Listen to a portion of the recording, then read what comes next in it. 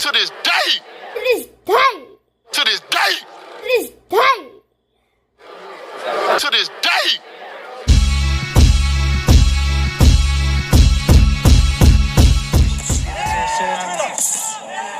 Been on ayahuasca, so he's not the same, is he? I'm serious though, it's true, isn't it? He's been on ayahuasca, he's not the same guy. Fuck. Nah, man, that was a good performance. And there is Daniel Dubois speaking about Deontay the Bronze Bomber Wilder as he expresses jokingly that he's not the same since he's been on ayahuasca. And let me counterpunch. I think Daniel thought that was funny, man. He's like, he ain't the same dude. He's been on ayahuasca. And that's been the narrative that a lot of people believe that happened to Wilder since he's taken that mind-altering drug. He hasn't been the same. And I'm gonna say this. I'm gonna say two things about the ayahuasca situation. One, Wilder should have waited until he just retired to try something like that. And two, I wouldn't have told anybody.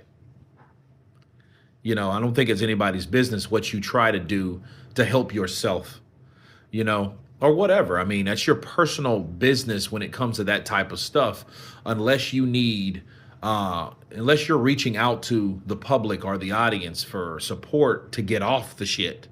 You know what I mean? That's totally different. But I think that narrative has grown since Wilder was unable to defeat his last two opponents.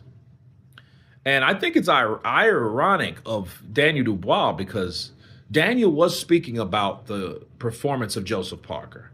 And he just mentioned, side note, Deontay Wilder. So I don't want people to think that Daniel just came at Wilder. But I mean, while he was talking about Wilder, he came at Wilder. And I don't know if that's the case yet, okay? Because for one, Daniel has not fought Joseph Parker yet. It's coming soon, but he hasn't fought him yet to see how good he is, to see what he can do, right? And according to Andy Lee, he's still in question, which after 3 fights, a lot of people have pretty much forgot about the triple knee label that he's received. Now he's reverted back to triple D. But a lot of people, Andy Lee thinks that he may go under pressure. And I don't know. I'm across the fence because I think the Hrgovic fight showed you that he is changed as a fighter, but he's not fighting a guy that he fought before. You know what I mean? A guy that he couldn't hit at will like he did with AJ and Jarrell, right? So, you know, that remains to be seen. On top of the other guy, he hasn't fought Zhang either. And those are the two opponents that Deontay Wilder fought. Okay, and everyone trashes Wilder like, oh, well, look, that just shows you what happens when he steps up in competition. Well, maybe that's what happens to damn near everybody in the division that steps up against those particular guys in the division. So I don't think people look at that like they should. I think, you know, Zhang is dangerous. Zhang showed you how dangerous and powerful he was when he fought. And I do question, and maybe this should be another video, how hard does Daniel Dubois punch, really, versus how hard does Zhilei Zhang punch? And the only reason I question that is what he was able to do with the same damn opponent, Joe Joyce.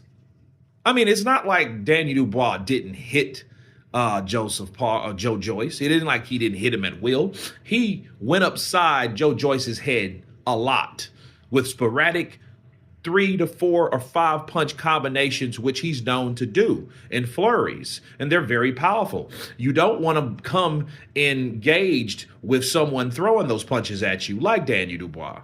Okay, so it's a lot of things to kind of unpack when you're dealing with those type of issues. When you're talking about Wilder, bro, he fought Joseph Parker, which had already, 3 fights, and that was his 4th fight that year, right? And then he fights Zhilei Zhang, a guy that just knocked out Joe Joyce, which Joe Joyce was considered the boogeyman of the division. Now it's Martin McCauley. You see what I mean? So a lot of these things, you know, that people talk about, like, well, hey, he's not the same since he's been on ayahuasca. You know, I don't know if that's true yet. I don't want to give him that.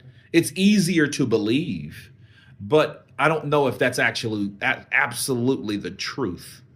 You see what I mean? And Daniel joking about it, I think if I'm Deontay Wilder, that would charge me up. I would feel a certain type of way about it because, see, Daniel Dubois whooped his rival. So when anytime a fighter, a champion, an IBF champion like Daniel Dubois, puts your name in his mouth, you're liable to speak on your behalf. You see what I mean? So that is just a seed planted right there. Once he mentioned Deontay the Bronze Bomber Wilder, because if Wilder flatlines Curtis Harper, his expectation level is way through the roof. Regardless of what you think he deserves, he'll feel he deserves whatever. But since Daniel Dubois has mentioned Deontay Wilder, okay, well, hey, that opens up the door to some other possibilities for a fight on down the line. But I do think, though, that Wilder needs to rip that narrative from people's minds by doing what? The same thing Triple D did that convinced people that he's not a damn quitter. Take punches, come back, and win the fight like he's been doing.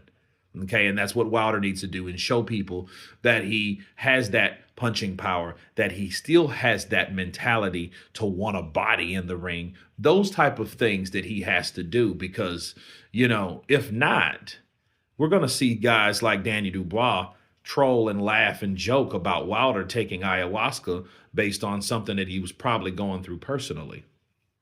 But you guys tell me what you think of Daniel Dubois trolling Deontay Wilder, stating that he's not the same fighter because he's taken his drugs. Of course, please subscribe, and you guys been Counterpunch. Peace.